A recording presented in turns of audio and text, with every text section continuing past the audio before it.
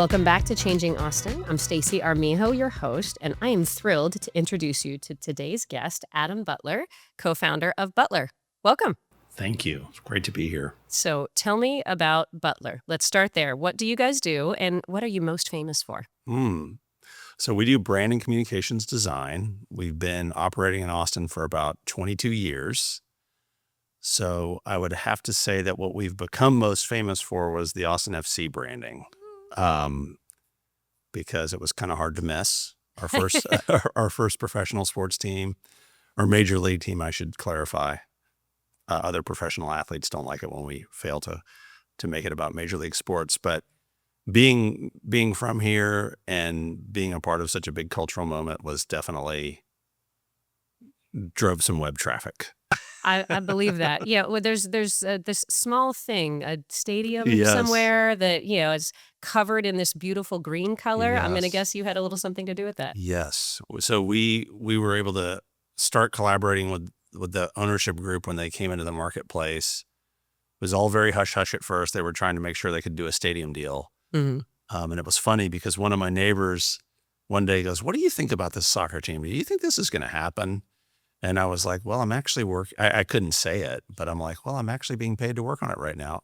So I hope it happens." And the ownership group sure is charging hard like it's going to happen. So it was interesting. It was like a very, it was an exciting thing that I think people just didn't believe was going to happen, frankly. And it had its ups and downs in terms of getting to fruition, but it did happen. And I have to tell you, the first time I went in there and I saw like our city and our fans in that South End embracing everything, it was my brother Marty, who's my business partner, said, "Are we ever going to do anything better than this?"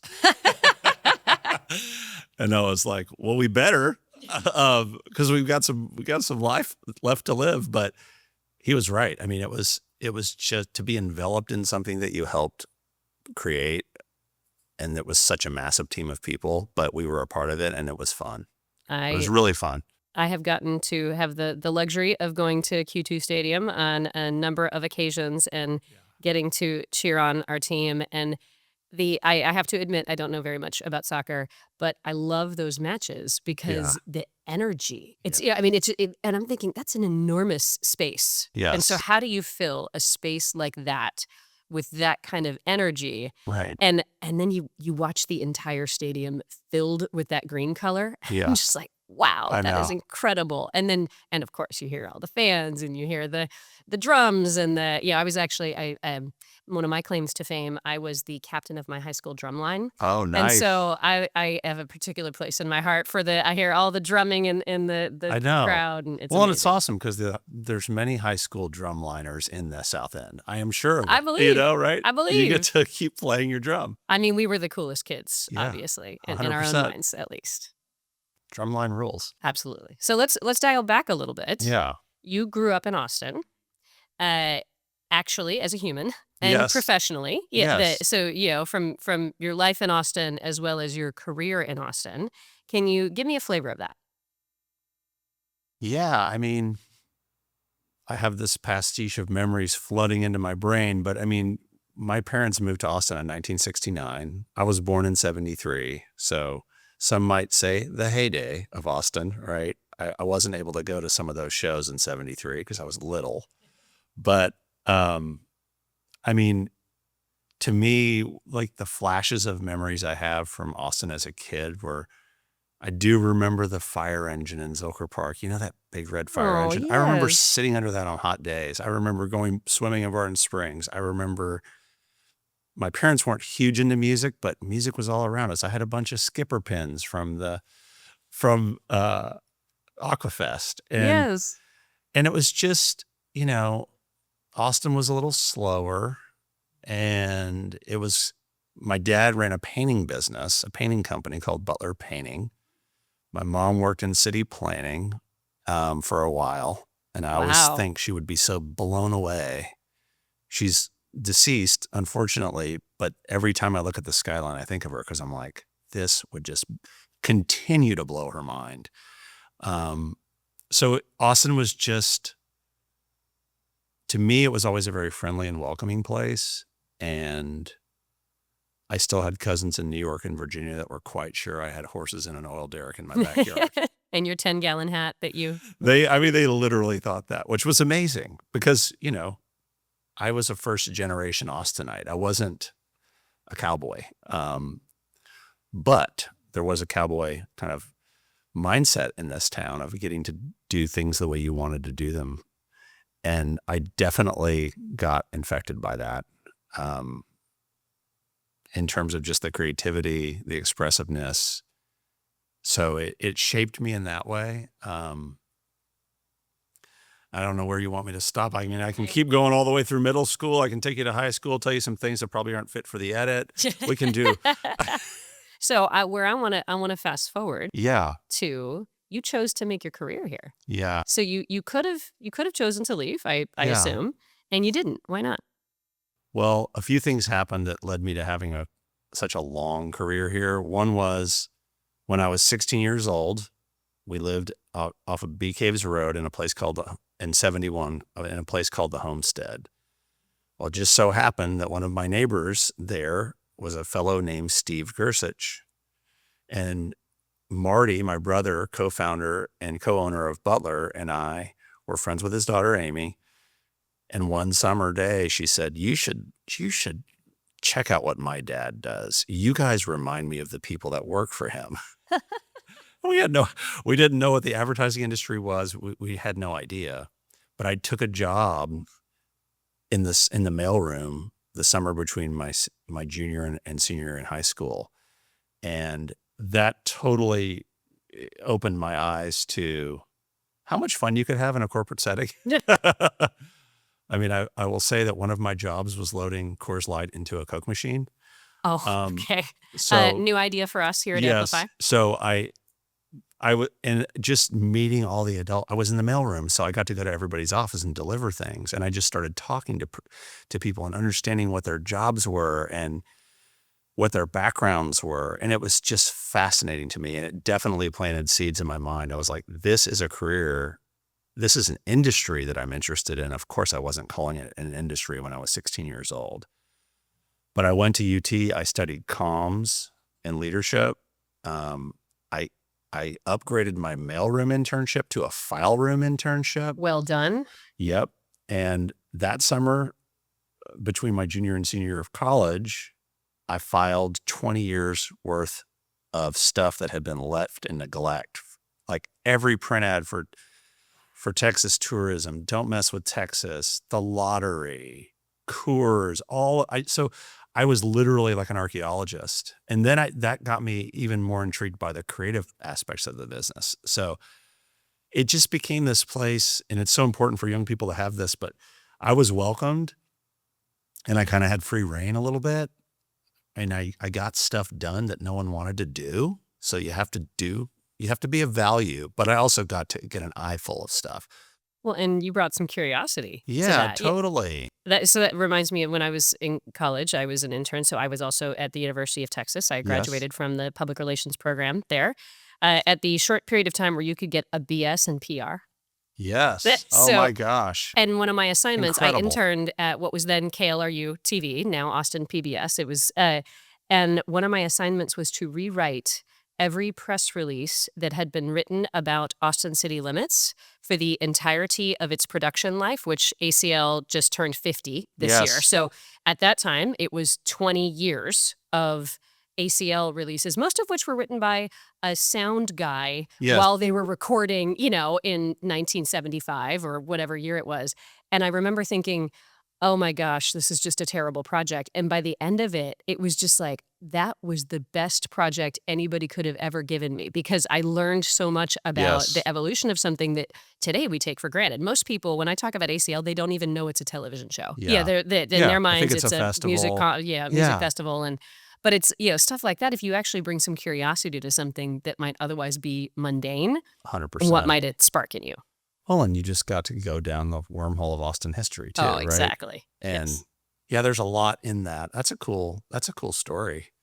It was fun. One of the sound engineers actually lives on my street. No kidding. He's been there since season 1, and it's funny. I'll ask him if he ever wrote those releases. Oh, you got to ask him. I got to go to a taping recently, and I love that they're still called tapings, even Yes. though, obviously they're on tape anymore. Digitizations. Yes, and I recognized one of the guys that I worked with, and I didn't go say hi because I'm like, I'm sure they have interns, 1,000 of them every summer for 50 years. But it was one of those where you were just like, wow, that is dedication to a craft. Is Yes, somebody that 100%. and they're a great example of an institution that has endured and evolved. Yeah, that has changed over time. Well, yeah. I mean, now they've created this massive festival which benefits Austin Parks Foundation Mhm. to the tune, I think it's over $10 million now. I think that's right. It's big. And so, yeah, it's interesting to see. I think it's a great example of an institution that has evolved well, not without pressure. I have another brother that works for PBS in Austin now. So he's out there trying to connect sponsors to programming. And I say, like, you're a real estate agent for PBS shows. And he's like, basically. That's pretty much what I do. But it's cool because there's so much richness there, so much cultural richness. And yeah, that's an awesome story. So let's go back to you were going to strike out on your own in 2002. Yeah. So I convinced GSD&M to hire me out of college. Had a similar experience to you with the press release rewriting. The first job I got was in traffic because I didn't go to a creative finishing school. Traffic is glamorous. Traffic is glamorous. Traffic was not the job I wanted, but it was the job I got. And it was the job I needed to get. I just didn't know that yet. Traffic, for those who don't know what it is, it's like a predecessor to modern project management, but we didn't have digital tools. I was still opening jobs on a typewriter.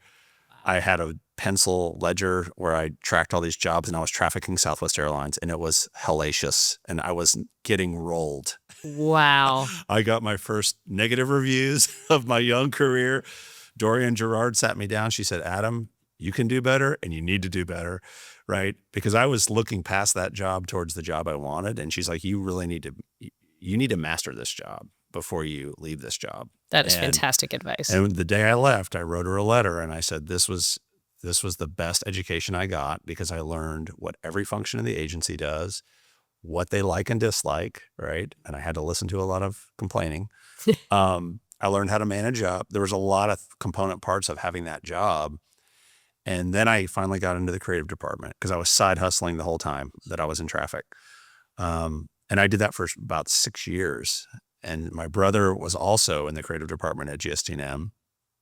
It was super entrepreneurial. That's the thing. Roy, Steve, Judy, Tim, they started that agency in 1971, straight out of UT. They did not know what they did not know.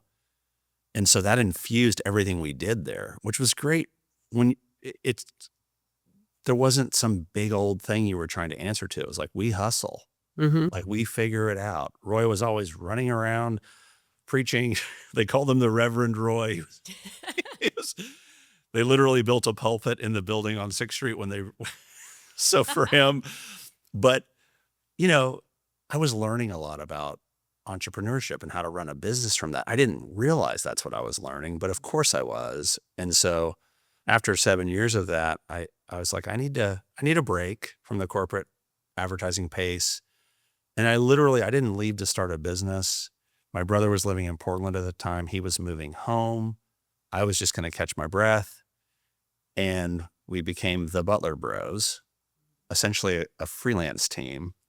And we started getting our own clients. And so that's what started us as a business. Is we weren't just freelancing. We were taking responsibility for businesses, brand and communications. And it was all a crazy mess. It was a time when digital was changing the game in terms of how people targeted and delivered ads. And it was a great time to start an agency because there was not a strong rule book at that moment. So we started our shop in 2002. And the imprint that GSD&M had on us was work for great founders. They worked for Herb Kelleher when they were young. Mm-hmm. They worked for Sam Walton, Colleen Barrett at Southwest. I mean, they worked with people who were just visionaries. And Herb Kelleher once told the team at GSM, look, guys, I'm the cake, you're the frosting. And I think the point was, we realized how much the founders were learning from working with those cultures. And then they were teaching everyone that worked at GSM. So Marty and I kind of came out with that same mindset. Like, we need to find great founders. Austin was not as entrepreneurially kinetic in 2002 as it is now. It wasn't like we were trying to get the Dell account. They wouldn't have given it to two brothers from South Austin anyway. Just the amount of deals they weren't. It wasn't as an electric of a marketplace. It was also 2002. Yeah, we didn't have that many corporate headquarters at that time. Yeah. I mean, you probably could have counted on one hand the number of Fortune 500 that we even had a presence here. Yes. And so what we did have was some restaurant experience from working on Brinker brands. And one of the first people we found was a guy named Creed Ford and Lynn Ford, a husband and wife team that had come up through the Brinker ecosystem. And then they started owning Chili's, and then they bought Rudy's. And remember Z Tejas? Of course. God rest its soul. Rest in peace, Z Tejas. Rest in peace. But so Z Tejas, we had lunch with Lynn and Creed one day, and they were like, "We are looking for an agency to service our business." And Marty said, "I know you're talking to other agencies, but we're the only ones who are going to stay up all night and worry about this." I was kind of like, "Marty, now we have to stay up all night and do the work." But that really got to them because they were very entrepreneurial. And that was really our first account. Wow. They just sort of pushed a little pile of money at us and said, "Here's the 72 things we need." Ah. And we're like, okay. But that was the beginning of our inventiveness about how we approached work, about getting on the ground, about working very closely with entrepreneurs and founders and executive teams to like really understand their vision and then go try to find the truth of where the marketplace is through observation, primary research, and then talking to customers. Marty and I had that right out of the gate. Like, we're not afraid to talk to real people. We don't just have to read a report about trends. Like, we're like, let's just go figure this out. And so we did that with them, and it was really successful. I mean, they're still running ads that have my voice in them now. They're 20 years old. I was the voiceover. Wow. And it was just, we just made things quickly, intuitively, and thriftily, because those were the options we had.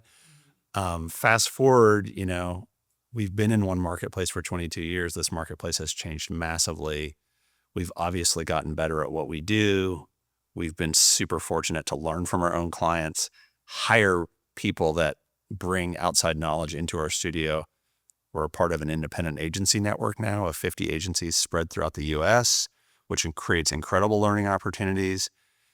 And I mean, it's just about never stopping learning. That's really what it's about. So you used the word scrappy when we were talking earlier. So your agency is now more than 2 decades old. I'm sure slightly bigger than you and Marty. And so is that still a part of your culture? And if so, how? Well, that's a great question. I think so. I mean, I think part of it is in our industry, you're always looking forward. And so you can't just sit there and let that land in your lap. You have to push and scrap to look around corners. We're also in the service business. And so, if your clients don't feel like you're scrapping for them, every time you get a brief, every time you make a presentation, it's obvious, right? And so I know that. And being a bootstrapped entrepreneur, like, the floor is close to your butt at all moments. And so it's just kind of bringing that. So there's a service mindset side to that I also think, and then there's like a tool set side to that, which is how do we I often say that the biggest investment most of our clients have is in their people. 1,000%. right? So like, how do you unlock what they know in the process of developing brand and comms? So we've really built processes that allow us to do that. And we have every intention of taking the knowledge that we gain in those sessions that we run into the work. It's not the old days where you go, here's all of our work and good idea, Jenny. And then you don't do anything with it, right? It was all it could be very performative like that, where it's like, I'm the creator. I have the ego. I know what's best versus you've been working with customers for 25 years. What do you think? Yes. And then that person says something that no one else could say because they're the only ones who really knows. And that is a big shift in our industry that I think it's easy to say that on a website, but the practice of it is actually quite hard because you have to synthesize all that input. And so that's, I think, part of the scrappiness is also just leveraging the asset of human resources and existing knowledge to the best of your ability in the process of, commissioning things that cost more money, like consumer research and, Sure. um, But but as you think about scrappiness in your firm, and I think about it for Austin. Yeah. So yes, yeah, when I took this job, some folks had a perception that like, oh, so you're going to a bank, a financial institution, and that must be very stable and staid and yeah, certain and whatnot. And I'm like, yeah, okay, the word unprecedented has been lost all meaning in most of the years that I have had yes, this job, each for some different unprecedented reason. yes, And so that notion that just because you're in a certain type of organization, that it must be that stability must be what you can expect. And it's like, that's so not true. And, I yes, mean, this banking is right now being reinvented and it has been yes, reinvented for the years I've been here. It's going to be reinvented again. And I feel like that's a story about Austin too, that I think a lot of people who live in Austin today, yes, they've only ever known the Austin that is the Austin that has come to be true in, say, the last decade-ish, yes. which is very different than the Austin that you started your career in and certainly that you were born in. Yeah. And as I think about how does Austin maintain its scrappiness, do you have any advice? What is it? I think Steve Jobs said this, stay humble, stay hungry. It's kind Mm-hmm. of that. It's when a place starts to feel itself too much, a place or a person, Mm-hmm. a company, it's like that's kind of the beginning of the end, I think. And so there's two sides to that coin for Austin. One is, we why can't we be who we used to be? Mm-hmm. It's like, well, because you can't. Too late. Yep. That just changed 5 minutes ago. And then the other thing is, well, now we're just going to cap this and stop this and curate this. Also not possible. Yep. And so I feel like, I don't know. I mean, I'll use an example. We've lived on the same street for almost 20 years now. There's been a lot of change. A lot of 1950s houses got knocked down. A lot of new houses got built. A lot of original owners left. A lot of new owners came in. And sometimes my wife and I have talked about like, this is kind of noisy. This is kind of a pain in the butt. And then the silver lining for me is, yeah, but think about who might become our new neighbors, right? And that has bared out. We've had incredible new neighbors, people that are very talented that can bring their skills to the city's civic work, not just growth of their industries. People from Vista, Bumble, like all these different. We still have an auto mechanic, a rock star. We have this really unique mix of people, but the infusion of new people and new ideas is, I mean, and people that are hungry to hustle and try to grow new things does keep us scrappy. I think people come here because they think there's this culture that's going to enable them to do their best work, and companies do that. There's a lot of people in our city that help sell that idea.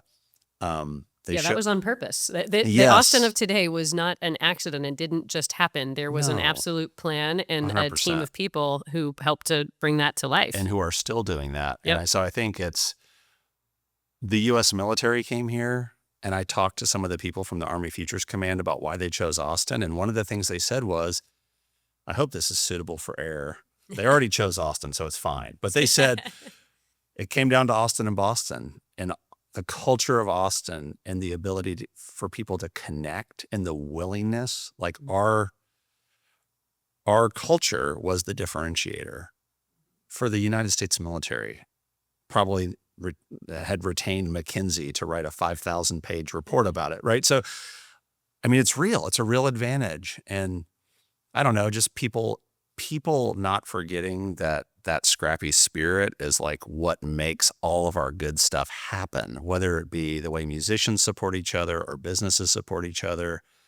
It is part of our secret sauce, and not getting too snooty, you know, and forgetting that if you grew up here, that culture benefited you. Mm-hmm. So don't raise the bridges on other people, keep the gangplank down. Yeah. So yeah. Well, and knowing what it is that has made Austin that, so it can be Yeah. shared and supported. It feels like sometimes people can fall in two camps, right? Oh, Yes. everything that is new is bad now, and I Yeah. want the quote unquote good old days. Or I got here 5 minutes ago, and let me tell Austin that all the ways that Austin is wrong. And I feel like both sides are absolutely missing a perspective, because you came here for a reason. Yeah. So there's something good that you want to maintain, but also the Austin that the curmudgeons in our community are, pining for, that was a city in evolution too. So Yeah, what does the right. next evolution mean? So I will ask you one of my favorite questions to ask all of our guests.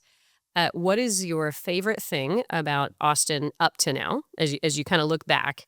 And what is the thing you are most excited about for Austin's future? My favorite thing might still be Barton Springs.